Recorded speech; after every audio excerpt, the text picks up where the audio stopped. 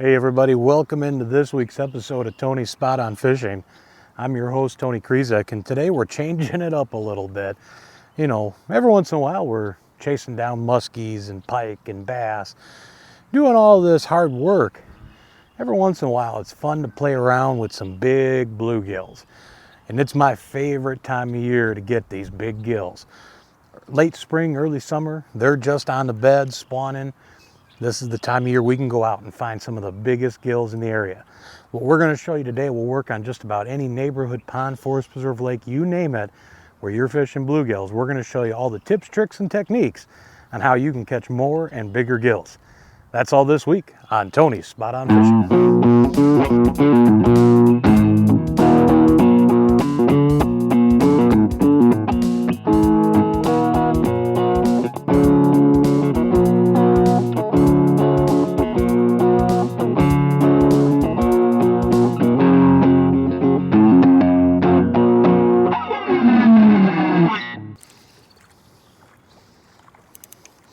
Get through those weeds.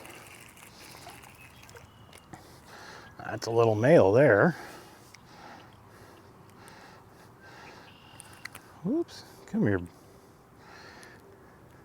What we're doing here, folks, we're going to show you a couple different options on how you can catch these fish. That's a little guy there, just a small male. We're going to show you how we can get a lot bigger bluegills than that guy.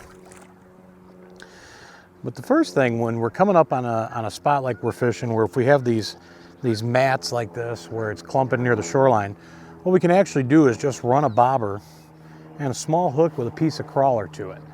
I mean, it's pretty much about as simplistic as you can get. We don't even have to go to a slip bobber, just a standard clip-on spring-style bobber, a small little weight, number 6 or 8 hook, and then just a little piece of crawler. We're not even going to use the whole crawler, just break about a quarter of them off on there. We can run that setup. And we got the wind on our side, kind of being able to drift it down this weed edge. And we can actually take and let the wind do a lot of the work for us. But another thing we can do to help trigger some more bites, rather than just keep that whole thing still, is I'll actually just shake that rod tip real light, not to where we're really moving the bobber a hardcore distance or space, but just gives it that little bit of action, gives it a little undulation in the water. And a lot of times when that crawler's hanging in their face, you can get them to strike that way. Come on back.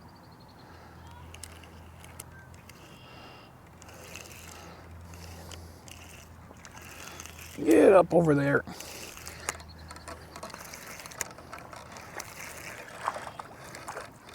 Whoops. Well, we're going in the right direction here, a little bigger, but we still want bigger than this. There we go. Now let's look at that presentation here again. Like I say, we're going to bring it in, just very lightly, just twitch that bobber. We don't want anything too crazy. We're not moving at far distances. Let it pause and sit. We can shake it. Let it sit again. And you think about, you know, when we're ice fishing bluegills and that vertical presentation, and in a sense, this is kind of what we're trying to recreate using the bobber. Oops, a little bite there.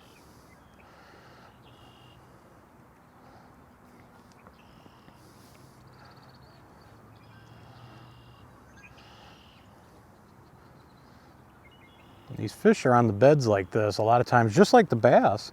The bluegills will be very protective of their beds.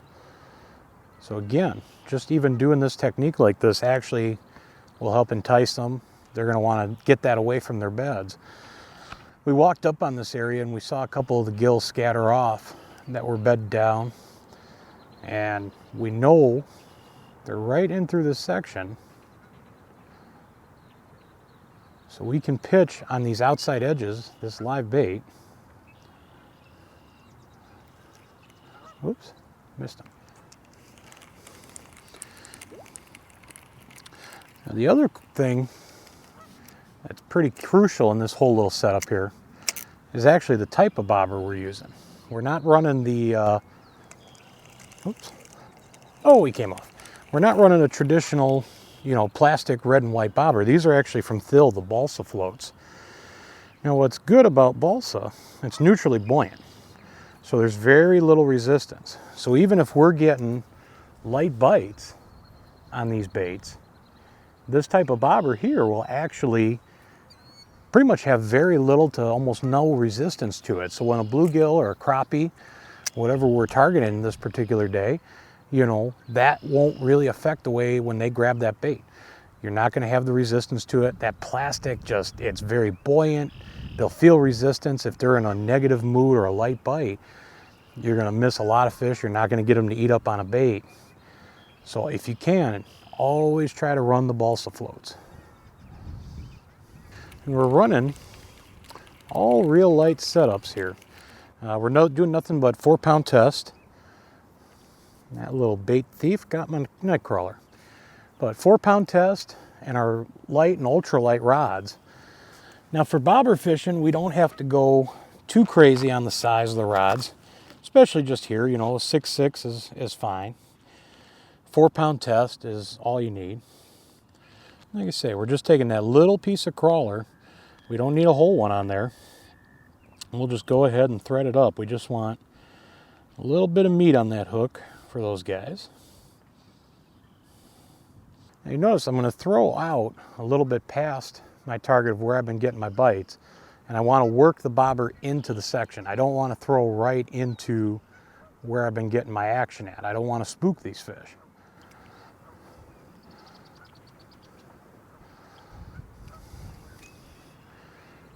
Now we'll pause it there.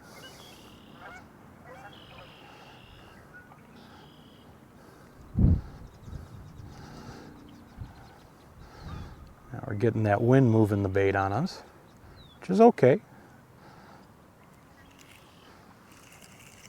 There we go, that's another little guy. Looks like these little males are what's patrolling the outside edges here. These are still, whoops, come here, guy. These are still just our little guys here, and those are the males, the smaller guys there. Which, don't get me wrong, they're fun. But we are talking about big, spawning female bluegills.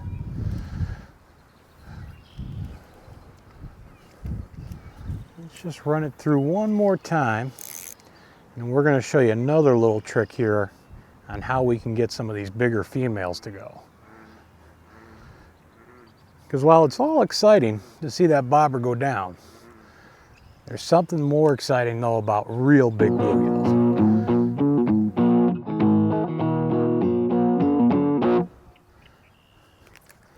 There we go. Whoa, come here. Come here. You're getting all crazy on me. Come on. There's a little bit thicker of a girl. She's got her full spawning colors on here. That's a little bit nicer there. Nice thick-bodied bluegills. They fight so darn hard. I mean, they are such a blast to catch. Now what we can actually do is sight fish some of these bluegills as we're seeing them on the beds. And the best way to do this, let me show you, is actually a little jig, and we're going to put a couple pieces of gulp, which is a biodegradable bait. It actually breathes scent into the water. So rather than having to run actual live waxies or actual piece of crawler, we can run that gulp alive, the little waxies and spikes there. Now, what we're actually running is just a single jig. It's actually the little Ratso from Custom Jigs and Spins, an ice fishing jig. And we'll take and tip, usually I put 2 of these gulp waxies on, just like so. And that's it, running just 4-pound monofilament line. Now I'm running a long noodle rod. Now this rod was actually made for me. It's a custom made rod specifically for doing stuff like this. But you guys can run any, like the Bass Pro Microlight series. They're a very good noodle rod because there's really no weight to this. We're not adding any other split shots, just the lead that was part of that ice fishing jig. So as we got our good polarized glasses on, just like when we're out bass fishing, we'll need those to see these gills and where they're set up. And we can literally just pitch to them, just like we're bass fishing them. And we can actually get these fish to eat. Now, much like when bass are on the beds, we'll have to pitch, a couple times to them just to get the aggravation levels up. And it's no different with some of these big bluegills.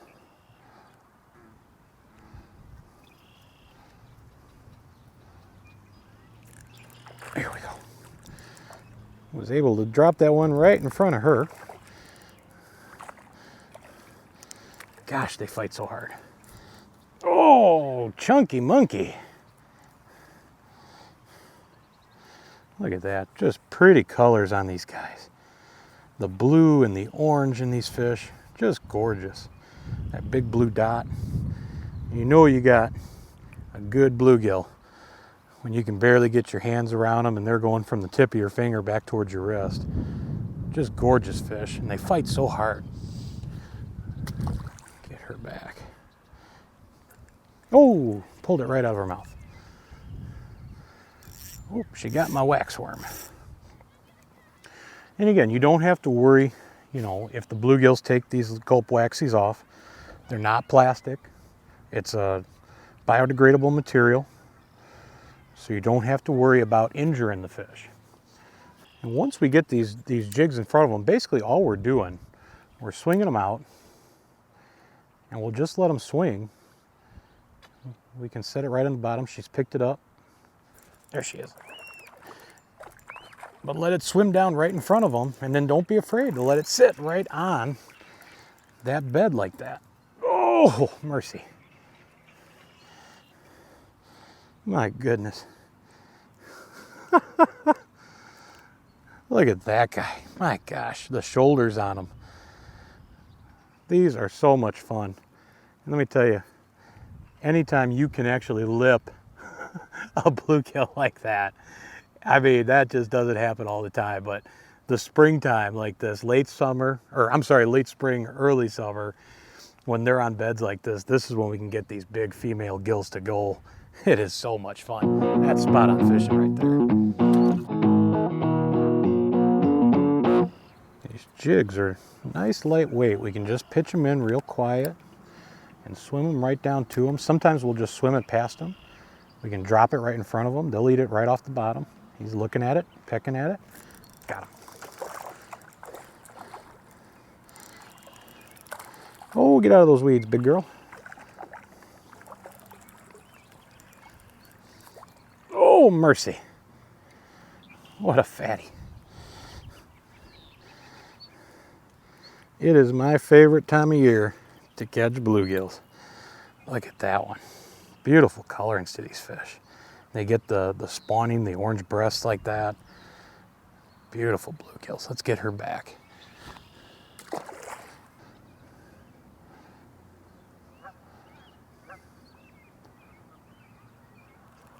There we go.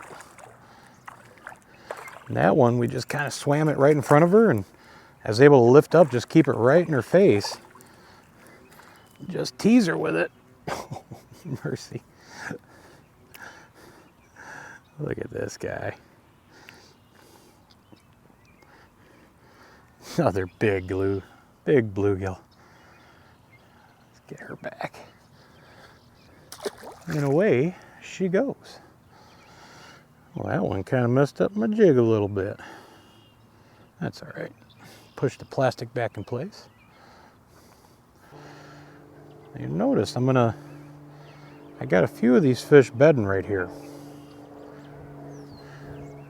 And if I'm working one and I just can't get her to open her mouth, I can go ahead and go right on to one of the next gills that are bedding down. We don't have to really go nuts trying to work a fish that just isn't overly active. We can go ahead and find one that will eat. There's plenty up and down the shorelines. Whoa. There is a giant out there.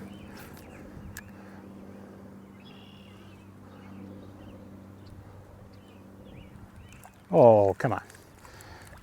That's a little teeny guy. He came out of nowhere on me. That is the true definition of a potato chip right there. So we've been working a couple of these fish, and we're having a little bit of some lockjaw here, which is not uncommon. Let's face it, we're out here fishing these guys. These fish get pressured just like, there he is. Oh, he came off. Just like any other species when they're bedding, the bass and that. So sometimes, kind of like in our Lake Jericho routine, where we actually ended up doing the little ultralight split shot and a small little hook, we're actually doing that same routine for these bluegills. So just that real ultralight split shot, probably about a foot and a half of line, and then our hook, and we can put on a piece of crawler from there. We can actually just pitch this out and pretty much just kind of let it sit. The bluegills will pick it up, and we really don't have to go to this type of a presentation until they're really not aggressive. We're watching them, let him eat up. There he is, he's got it. And we can actually see them eat up on it. We know they'll have a hook in them. Grab my pliers here. He's right in the top of the mouth.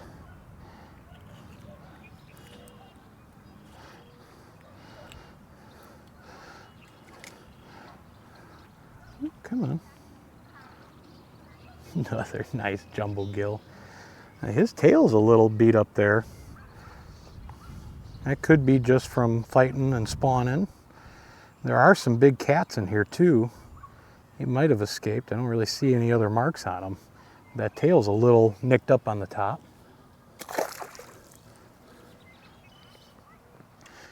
Now anytime we're fishing live bait or even that jig with the gulp on there, since we are able to see these fish, we don't want them to inhale a bait to where they're choking it.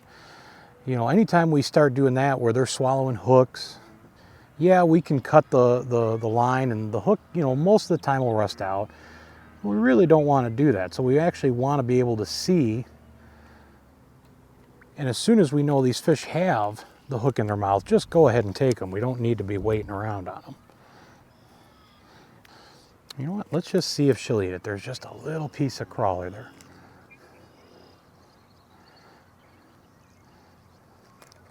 Yep. They just can't resist that little chunk of crawler sitting on their beds like that. Another beautiful fish.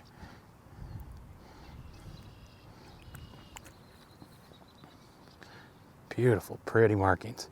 Let's get her back. Well, everybody, we hope we shine some light on some different tactics, some different tips, tricks, and techniques you can use to catch some of these spawning bluegills like this. Like I say, this time of year, this first part of June, it's my favorite time to get on them. You can find your biggest females, sight fish them on the beds. You can still bobber fish the edges. You'll pick off some males here and there. But if you can sight fish these fish like we were doing here, we showed you the best 3 options of what you can do. And these can be used, you know, from anywhere, from various forest preserve lakes, your favorite neighborhood ponds, wherever you're fishing bluegills, these tactics will work. And it'll help you catch more and bigger bluegills, and you'll have a blast doing it.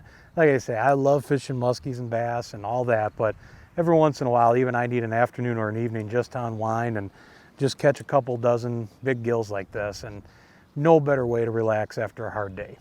Hey everybody, once again, my name's Tony Krizek. We hope you enjoyed this episode of Spot On Fishing. We can't wait to see you next week on Tony's Spot On Fishing.